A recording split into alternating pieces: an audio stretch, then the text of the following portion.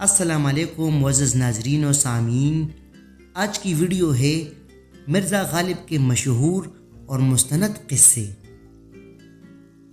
دلی میں گدے بہت ہیں۔ ایک بار دلی میں رات گئے کسی مشاعرے یا دعوت سے مرزا صاحب مولانا فیض الحسن فیض سہارنپوری کے ہمراہ واپس آ رہے تھے۔ راستے میں ایک تنگ و تاریک گلی سے گزر رہے تھے کہ آگے وہی ایک گدا کھڑا تھا۔ مولانا نے یہ دیکھ کر کہا، مرزا صاحب دلی میں گدے بہت ہیں۔ نہیں حضرت، باہر سے آ جاتے ہیں۔ مولانا فیض الحسن جھینک کر چپ ہو رہے۔ اپنے جوتوں کی حفاظت۔ ایک دن جب کہ آفتاب غروب ہو رہا تھا، سید سردار مرزا غالب سے ملنے کو آئے۔ جب تھوڑی دیر کے بعد وہ جانے لگے تو مرزا صاحب خود شمع لے کر فرش کے کنارے تک آئے تاکہ سید صاحب اپنا جوتا روشنی میں دیکھ کر پہن لے۔ انہوں نے کہا، قبلہ آپ نے کیوں تکلیف فرمائی، میں جوتا خود ہی پہن لیتا۔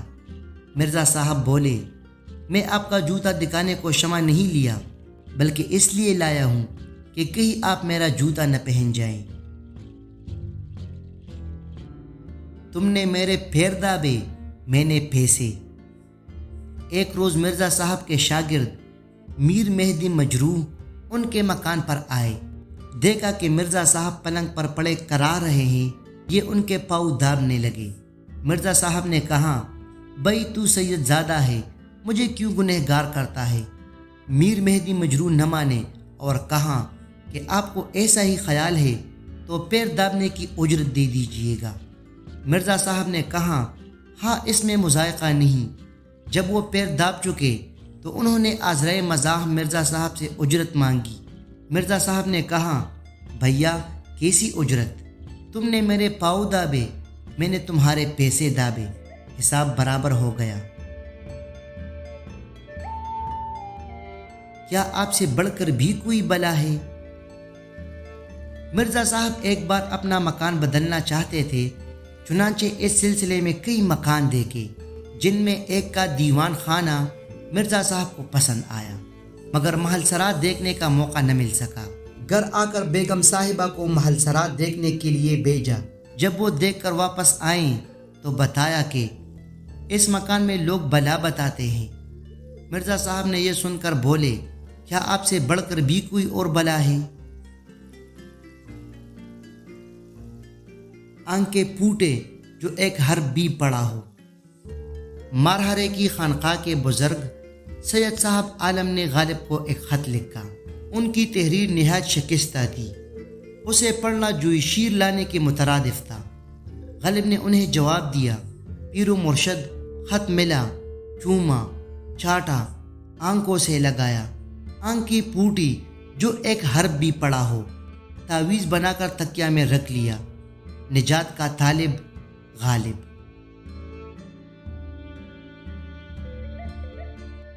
پہلے گھوڑے کی قید میں تھا، اب کالے کی۔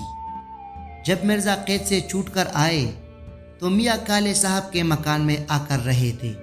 ایک روز میاں صاحب کے پاس بیٹھے تھے کہ کسی نے آ کر قید سے چھوٹنے کی مبارکباد دی۔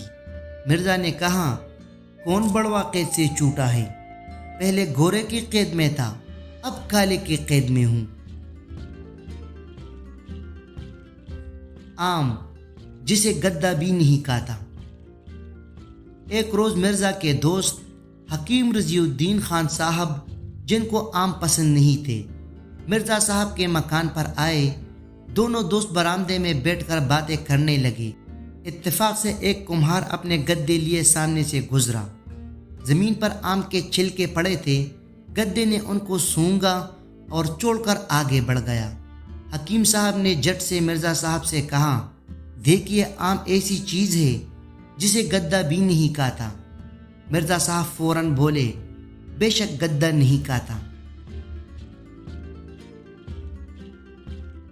خسر کا شجرہ اور مرزا کی شرارت۔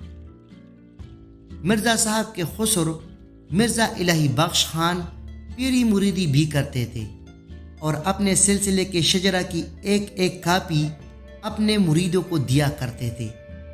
ایک دفعہ انہوں نے مرزا صاحب سے شجرہ نقل کرنے کے لیے کہا مرزا صاحب نے نقل تو کر دی مگر اس طرح کہ ایک نام لکھ دیا، دوسرا چھوڑ دیا، تیسرا پھر لکھ دیا، چوتھا حذف کر دیا۔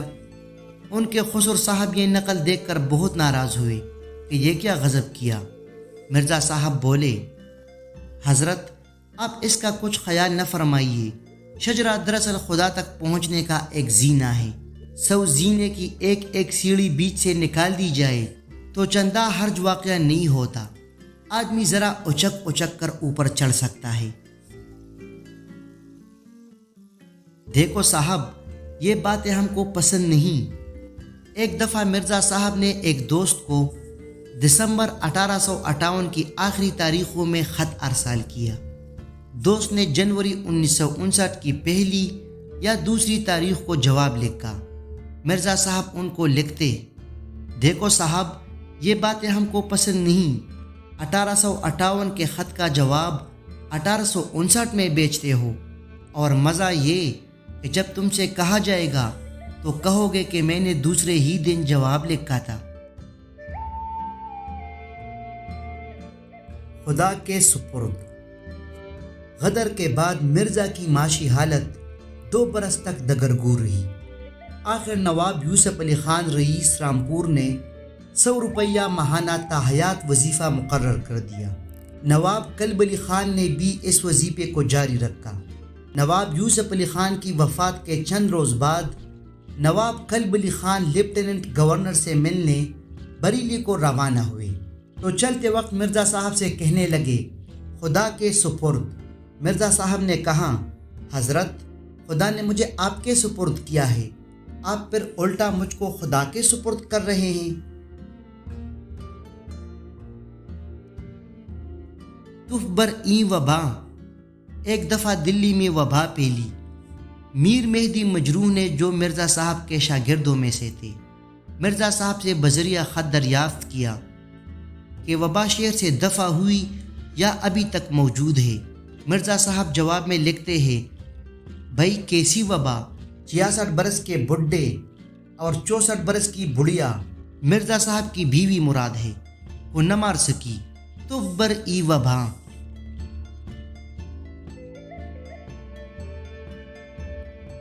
آدھا مسلمان۔ غدر کے ہنگامے کے بعد جب پکڑ دکڑ شروع ہوئی تو مرزا غالب کو بھی بلایا گیا۔